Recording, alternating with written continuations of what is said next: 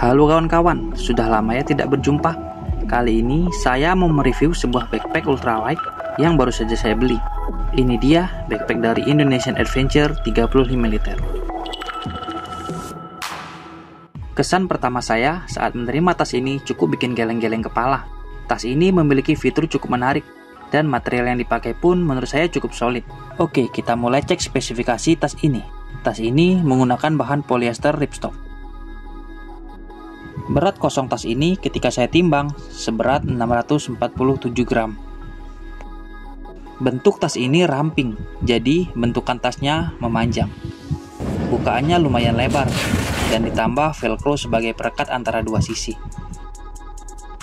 Sama seperti tas ultralight pada umumnya, sistem penguncian pada tas ini adalah roll top, di mana ada 3 penguncian.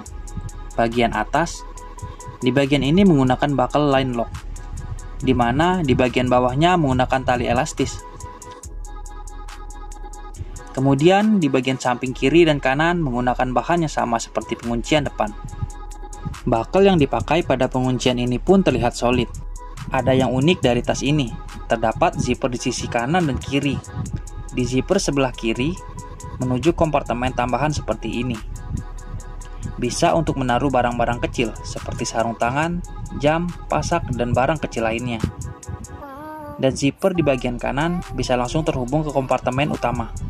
Fitur ini sangat mempermudah penggunanya ketika mau mengambil barang yang susah diakses, terutama di bagian bawah, tanpa membongkar packingan keseluruhan dari bagian atas. Di bagian depan, terlihat ada sebuah kantong tambahan berbahan mesh atau jaring.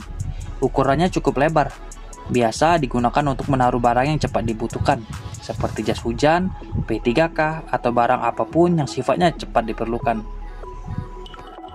Masih di sekitaran mesh depan, terdapat 4 sisi stopper, disertai tali elastis reflektif.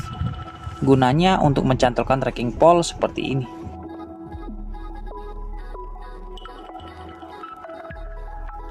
Kantong samping cukup besar, muat botol minum ukuran 1,5 liter.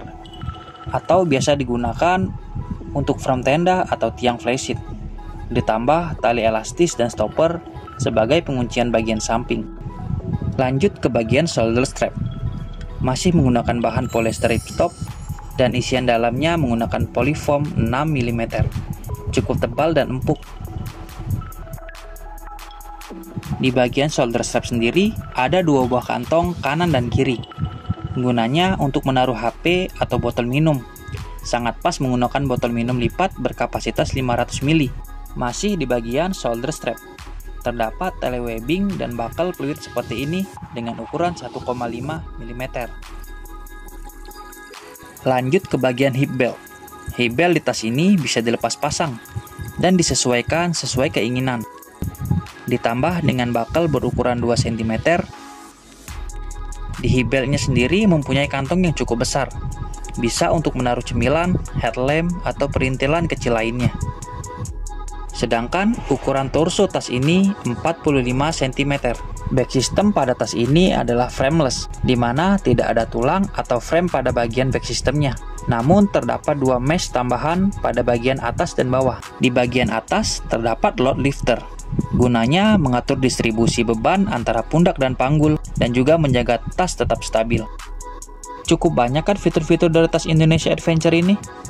Teman-teman bisa memasukkan semua barang keperluan sendiri maupun keperluan tim dan menyesuaikan packingan sesuai dengan gaya packingan masing-masing.